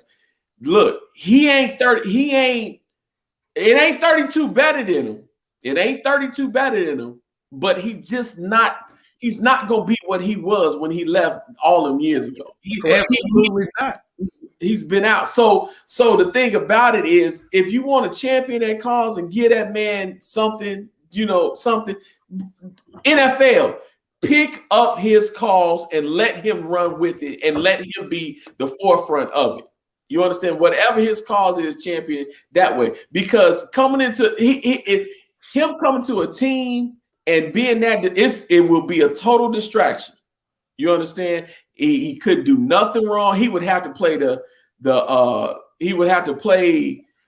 he would just have to play at such an elite level. It would be ridiculous. You know what I'm saying? He couldn't make mistakes. But I feel like that's right now. Yeah, the state of the franchise. Me, you, whoever came in there is going to be. They're going to have the same scrutiny. I see what you're saying. Though Kaepernick is just going to be a little bit more elevated because of what's going on with the social injustice, with the civil unrest, and champion his cause. I was just looking at it from an X's and O's perspective because, God, Lord, Andy Dalton. He's not trash though. He's not trash. But you're not getting serviceable. He's serviceable. Hey, my word again. He using my word again. He is using serviceable. He's serviceable. That's all we don't like that word. You're not getting Andy Dalton. You're not getting the Andy Dalton, Chad Ochocinco. We're not getting the red right. No, we're not. You're getting old man. You're getting old man. Kaepernick, do you think red snapper? That's what we getting. Like, come on. Right. What Colin Kaepernick you think we would be getting? I don't know, but think about it like this. According to what Will was saying about how we need to stop with the ticket sales, stop with the merchandise. If you brought in Colin Kaepernick, that quashes a lot of conversation that's been on the back burner. Am I right? No, you're not. You don't think if that wasn't a rhetorical question, then let me answer it honestly. No, Please. You would not be. Who's the backup? Who's Baker Mayfield's backup? Who's Teddy Bridgewater's backup? You're not supposed to. You're not supposed to know the backup. Colin Kaepernick would be the most famous person on whatever team he went on, and your backup quarterback, like Tim Tebow, is not supposed to have conferences. He's not supposed to have interviews, and that's what would happen if we think. And I'm just going to say it because I don't think I was with Bobby. Bobby's the white man is. I agree with Bobby 100%. If we think the white man is holding us down, every time Colin Kaepernick didn't get an opportunity, if we think the Bears are racist now, if they're racist now for not getting them, get them and don't play them. And then they would get them and then let them struggle and then pull them. Then it would be 10 times worse. There's no upside to this. I have to disagree with you on that because if you give the man an opportunity on the field, those lines is right. Let me ask you something, John. Yeah. JB, I'm gonna ask you. Hold on before you speak. Okay. If we all play sports, those lines are still supposed to be the most purest form where we can prove ourselves. Supposed to be. I think you got to award them the opportunity. Okay. Now, with that based on what? Based on what? Let me ask you this. Based on Andy Dalton, that's what. Let me ask you this. Man, let me ask you this, JB. You got to give Andy Dalton a break, man. Hey, you know what? He's not that bad. Hey, wait a minute. First of all, before I go to you, JB, you remember you said that, Terrence, about giving Andy Dalton a break. And we gonna ask you game 3 or 4 or 5 about that. Jerry Jones gave him a break too. You see where he at. He ain't in no more. But game back 3, 4, and 5 last year, we were what is it? Game 1, 2, 3, 4. We were undefeated with Nick Foles. He's a slight upgrade from that. Let me wait a minute. You know what? I gotta give credit to Terrence. It's definitely a lateral move. It's definitely a lateral move. Right. Anyway, JB, let me ask you this real quick. And you are a good judge of talent. All right. You are, and I'll give you credit for it. You saw Colin's workout tape. I did. Last thing. I was not impressed. Thank you. And the bullets were not flying then. He definitely lost something on his fastball. That's you think that would be better than Andy Dalton? I'm just saying, because if right now the Bears are playing the policy game in the wrong direction, the unrest in the locker room is starting to boil over. You hear the chatter. We see the tweets. Yeah. We hear the insiders with this, that, and the third. People saying, "Well, now you got permission to be traded." The Bears made a legitimate run for us. They made a legitimate run for us, and the Texans were not dealing Deshaun Watson. We may have dodged the bullet with that one, but the Bears made a legitimate run. They did. And we scorched the earth with Mitch Trubisky. I would have rather kept Trubisky. Well, maybe we shouldn't have been so doggone reckless with the criticism, and that would have been an option. But once the guy we want is not for sale, or they don't want what we're offering, because this is what'll happen. Let the Bears. Oh, wait a minute. Let the Bears get Russ, and then the Bears, they pick 20th now. If the Bears get Russell Wilson, you know what? There probably will be a lot more explosive. So you can trade all those draft picks if you want. They'll be lower than the 20th, and no one wants those draft picks. So the Bears didn't have a whole lot. They were willing to give up a lot. No, they you know what? They're not savants when it comes to drafting. But I told you last time, that's cutting your nose to spite your face. That's not how this works. That's what they would have been doing to get Russell Wilson or Deshaun Watson. But they're doing that anyway now because they're now not. Let me explain. Okay. Let me explain. Because right now you have top tier talent that you tried to trade for that quarterback that are now like, you know what? I don't even want to be here no more. The locker room's a mess. This man is calling anybody to see who will pick up the phone and say, "Can I get up out this 20th position?" And he doesn't know what he's doing. He is inept. He's out of his league.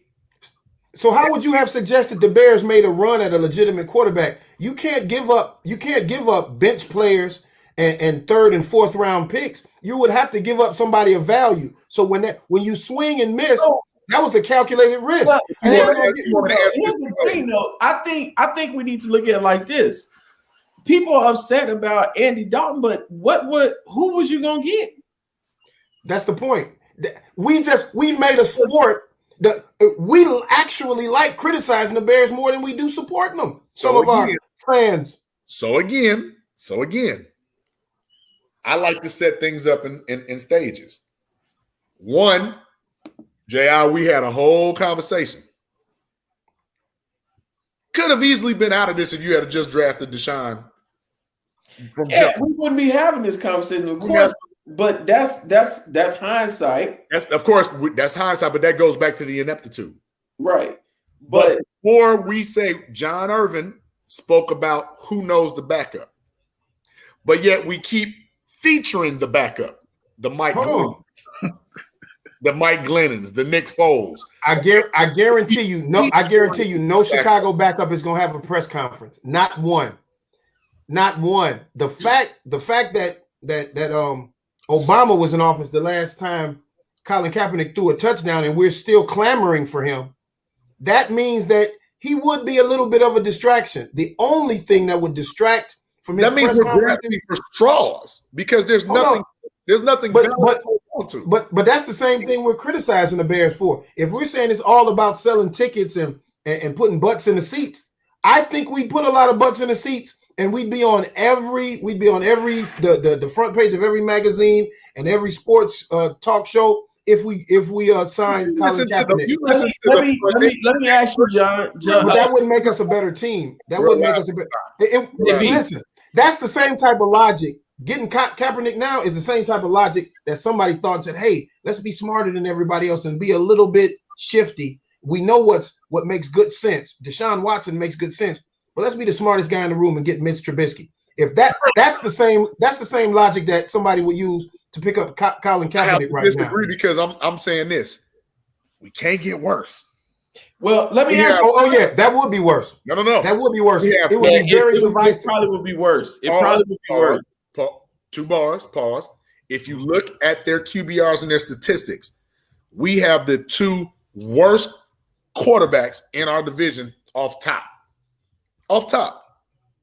The two worst. So don't tell me trying to sell me a dream about somebody that may or may not be better than somebody we don't know. We got two unknowns. We got the unknown trade factor that we're not going to get nobody, and we got the unknown of possibly what could a Colin Kaepernick be. We have the knowledge. Hold on. We have the knowledge of what Nick Foles and Andy Dalton are. And according to the numbers, they're not good. So that we have.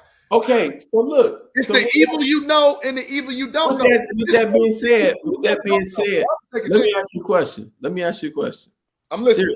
Seriously. But you take Colin Kaepernick out of the equation for this year, because that would just be too much. That would be too much. All right. And yeah, in your heart of hearts, that's what you want to see. But come on, that ship is sailed. Okay. Who was the best choice of quarterback for them to get this year? Barring Deshaun or Russell? You can't say they're not available. They were not available. No, I'm just getting the parameters. Right. You know, Russell said he wanted to trade for whatever reason, but we see that really was smoke. He don't have control over that like we would think. Like in basketball, if he wanted to be traded, he'd have been traded. Right. Football is a different beast. Right. But so to answer your question, in my opinion, and I don't want to hear no more about this. JB, you stuck on a black quarterback, whatever. I would have had three names on my short list. Who? Jameis Winston.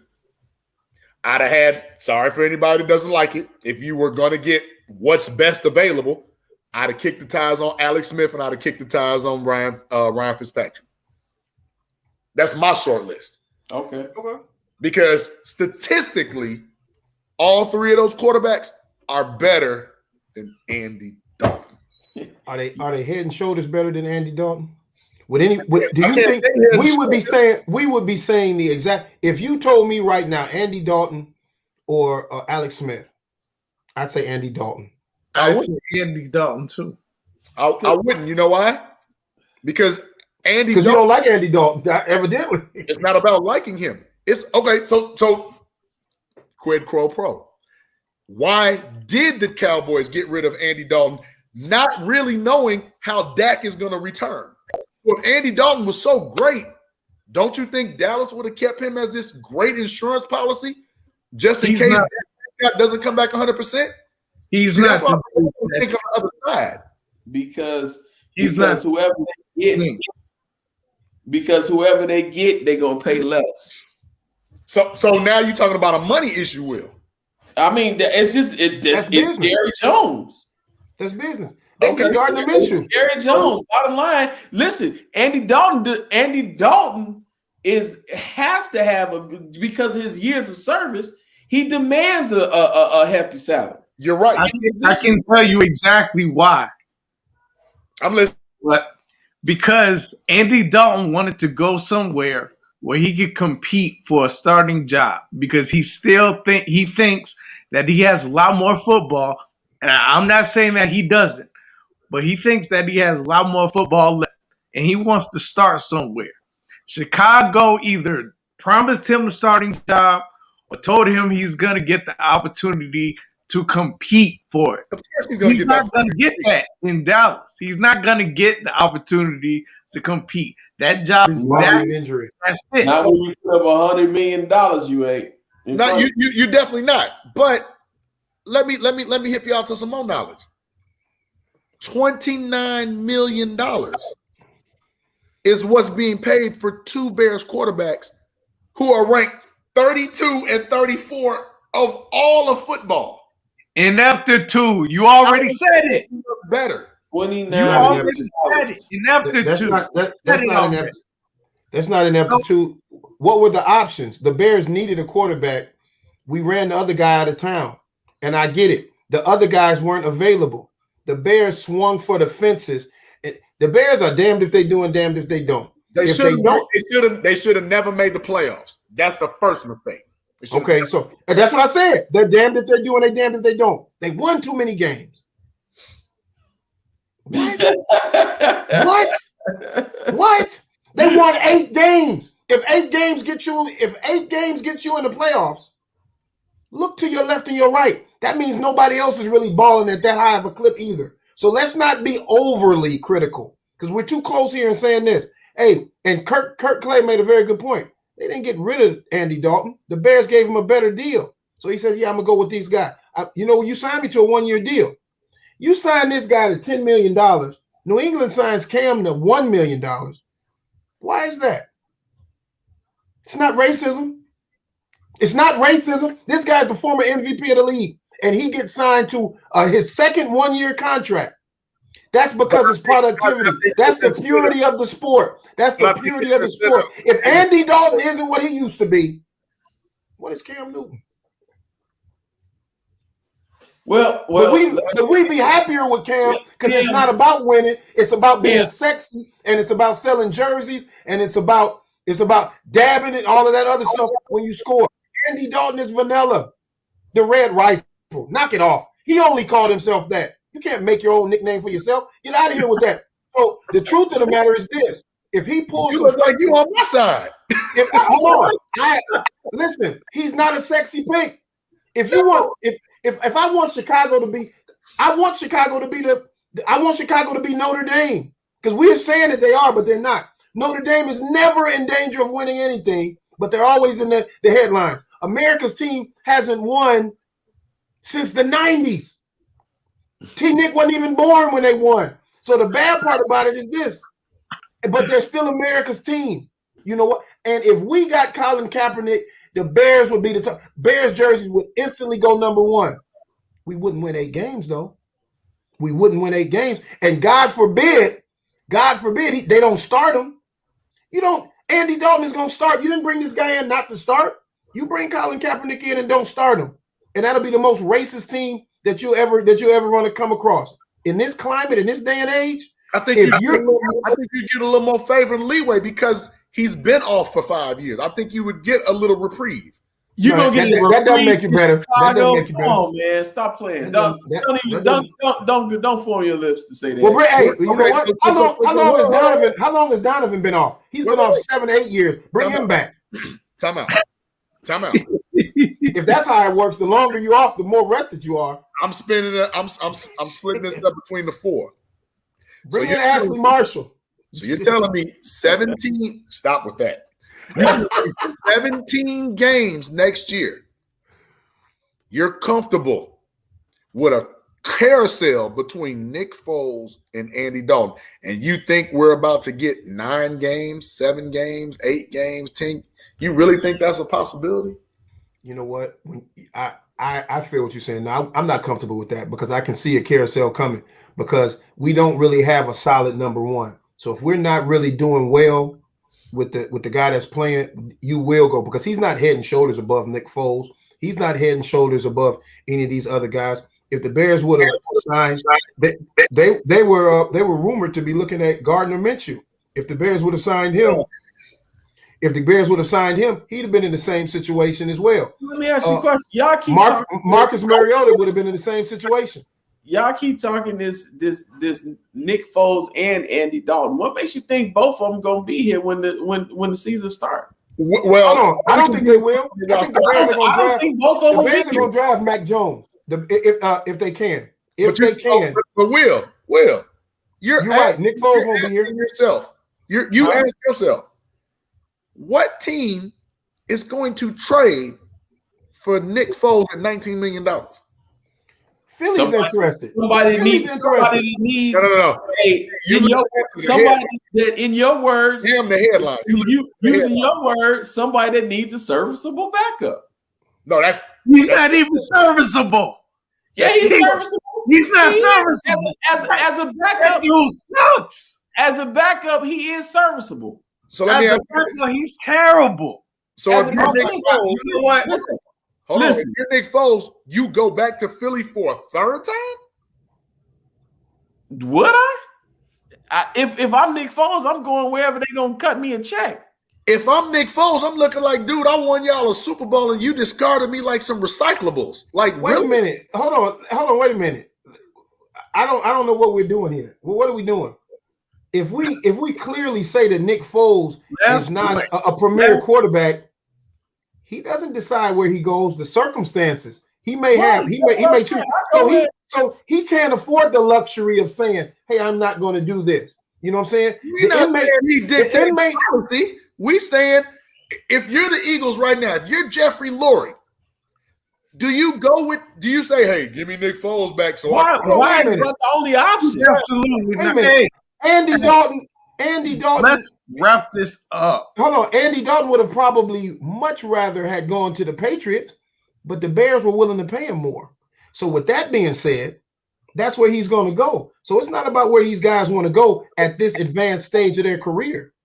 Patrick Mahomes can pick where he goes. Russell Wilson can force himself out of a deal or at least into a conversation where the team is forced to take him serious. Deshaun Watson, as talented as he is, he can force himself out of a situation.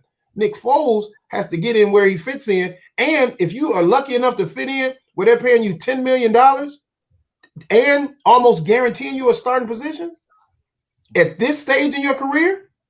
But again, you're paying the number 32, 33 ranked quarterback $10 million. Thank you, Kurt. Anybody looks bad behind the suspect line. He would have looked bad with the good line. That dude is terrible. He can't move. Listen he to can't move. Who? Listen to me good. Nick Foles. He can't move. Say sounds real good. It feels real Socrates. It sounds real Plato-ish. You dropping knowledge. You on your Greek philosophizing shit. I get you. Thank you. But try to do what I can do. Yeah, and I'm listening. But if you gonna sit up here to my face and tell me that $29 million is allocated to the number 32 and 34th rated quarterback in the whole NFL, I'm not going, bro. I'm not going. Wait a minute. 87.3. That was his passer rating last year. That's not the worst in the league. No, the QBR. Look at the QB. You look at the passer. Look at their QBR. Mitch Trubisky, Andy Dalton, and Nick Foles are all at the bottom of the list.